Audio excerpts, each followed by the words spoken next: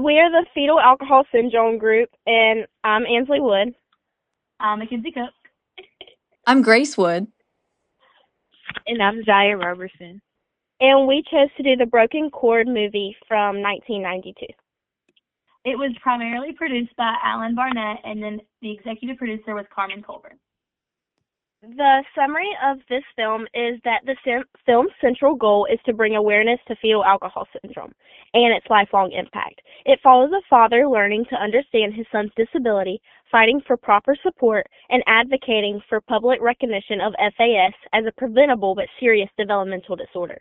The film highlights both the emotional challenges and societal failures surrounding disability support. And the plot of the movie starts with this man named George, who is a single man living in Alaska, and he always wanted a child, specifically a half Native American, half American child. So one day he finally got a call to receive a child, and it happens to be this 4-year-old with which he was initially told he had intellectual disability, but then he was later diagnosed with fetal alcohol syndrome, and it basically just goes to show their story of dealing with being a single father and as well dealing with the syndrome as a whole. I feel the film reflects universal truth because it depicts real life issues, realistic parenting challenges, and the genuine impact of FAS on families. Yeah, and I also think that it shows the truth that both nature and nurture are important in impacting a person's trajectory in their life. Yes, I agree. I also agree with that. And for our main characters, the dad who adopts the son, the dad's name is David Norville. The son is Adam. And later he has a wife named Suzanne. And Adam is the son with a disability. Yes. The Adam plays a couple different as what role does the character with disability play? I would say for first, Adam was obviously a victim as he had no control over that he had prenatal alcohol exposure that led to FAS. I was going to say another role of the character would be that he was a catalyst for change. And he inspires everyone to advocate publicly for FAS awareness. I would say that disability is also seen as a burdener, like as a burden.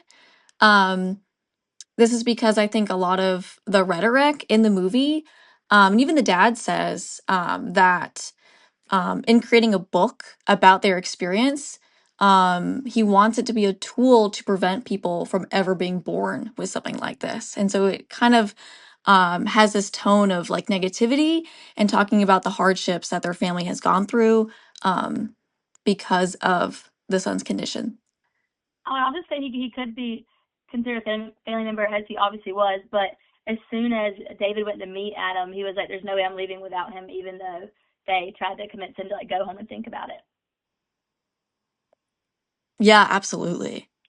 Yeah, I totally agree. Yeah. I agree, and I also think about like the fact where the teacher put on his like report thing that he does have a disability or he was developmentally behind. And so I also think like she was trying to warn or like kind of seclude him a bit from other things, like other resources and just being around other children as well. For the underlying theory of disability, which models do y'all think it mostly emphasizes?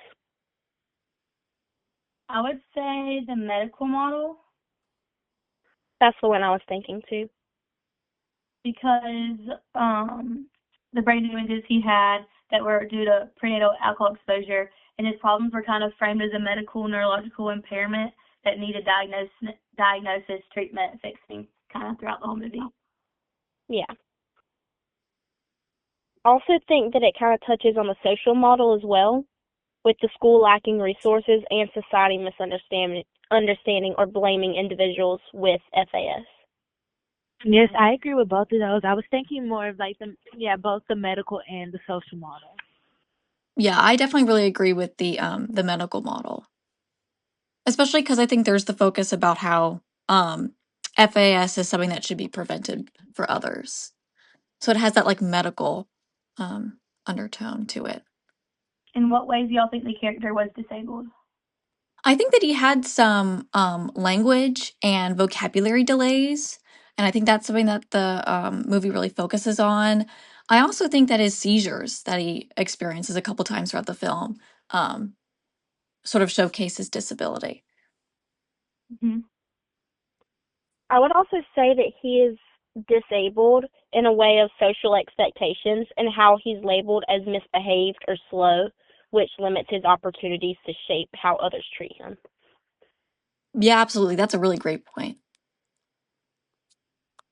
I feel like the film used multiple stereotypes throughout the whole entirety of the film. Like I feel like the object of pity stereotype, as I think throughout the whole film they wanted us to like feel sorry for Adam and his father during this difficult time throughout the film, and it kind of seems that they're trying to reinforce pity instead of their empowerment that they had throughout the whole movie. Yeah, that was the stereotype I mainly saw also. Yeah, me too. And I think one of the ways that the movie sort of emphasizes this like object of pity is you never really get to see what his thoughts and feelings are and his wishes are. I think it makes it easier for him to become an object of pity because we get to see so much about David, the dad, and what he's thinking and feeling and doing. But the movie doesn't give us really any insight about Adam. And so I think, again, that makes it a little bit easier for him to become this sort of object of pity. Yeah. I feel like another example of a stereotype could be the hero aspect of it, because the film tried to portray the dad David, as like a dedicated caregiver and father who like wanted to help his child and advocate for him. Yeah.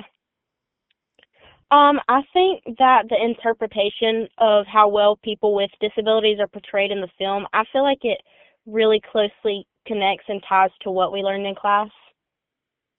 And just, for example, the different people that came, the different guests that came and talked to us, just how they portray the world and how things happen to them on a daily basis and how that's implemented into the film. It's very closely connected. I like how it like didn't sugarcoat anything in the film. It kind of showed how having a child with disability is hard and progress may be limited. It may take time to see progress. I just think it felt more authentic in that kind of way than just showing like the good aspects and the showing more than just like love, show the frustration and the dedication and that kind of stuff.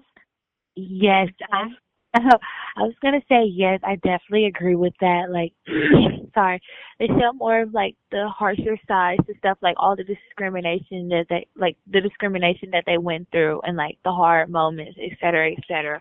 And I feel like instead of not necessarily doing like the charity model, where like um not the charity model, but like the inspiration model, I think, where like they only show like the kind of like what you said earlier, like only showing the good aspects of it, because like not everybody has like a good day. Like there are some bad days, and like some days you just don't get treated fairly, et cetera, et cetera. And so like I'm really glad that the movie portrayed that, because this is a syndrome like that not a lot of people talk about, I feel like.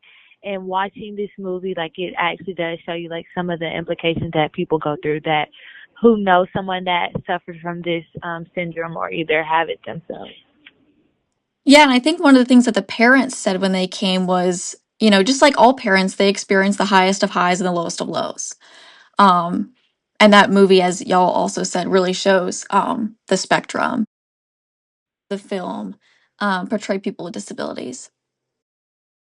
I said that I thought it was really great that it shows that people with disabilities can live fulfilled lives and that everyone has inherent value, which I think is shown in David fighting for Adam from the very beginning. Yeah, another positive aspect is that it emphasizes that FAS is not the child's fault. Like, it's not something that they chose, you know? Absolutely. Yeah. I also think that it also like another positive thing is like it emphasizes that people can be like a single parent, and they can be a single parent, especially like a single father, because I do feel like that is more frowned upon. With if you, I know being a single parent is frowned upon, but especially like a single father. But like it shows that you can do it regardless of having that extra support or not. If y'all were like to do the film over, what do y'all think y'all would change or do differently? I don't really know, honestly. I feel like it hits the main points and it really gets the point across. I feel like there could have been a little bit more of Adam's perspective in the movie. Yeah, that's what I was Mostly, kind of thinking. yeah, you really just kind of saw the things he was struggling with, not the things he was succeeding in, or like, just, I don't know, more of his perspective on things. More of his life, I guess. And maybe shift the film and the plot more to social model than medical model, and just see how the environment can support or hinder him rather than him being the way he is because of his disability. Yeah.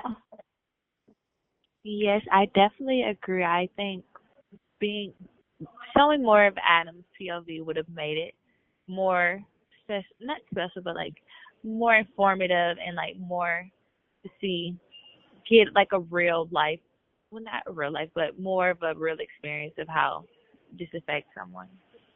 I agree. I also thought that it would have been nice if they included Adam's perspective more. Overall, what do y'all think of the film? I kind of said it earlier, but I just like the movie did such a good job of not sugarcoating the challenges and shows like the lifelong impact that FAST has in a realistic way that also matches what we had learned in class. It also does a great job of showing like the love and frustration that comes with parenting a child with a disability. Yeah, for sure.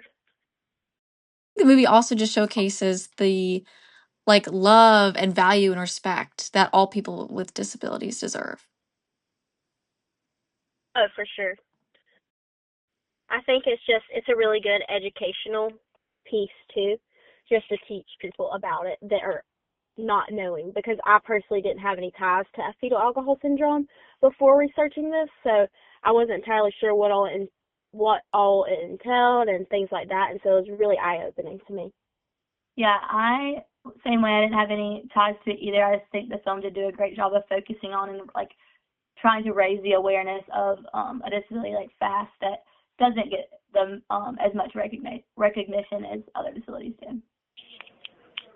Yes, I definitely agree. I think this is a good movie, and kind of just like what you said. Like I don't like the fact like I probably wouldn't have known about this movie or even watched this movie if we didn't have the project about this.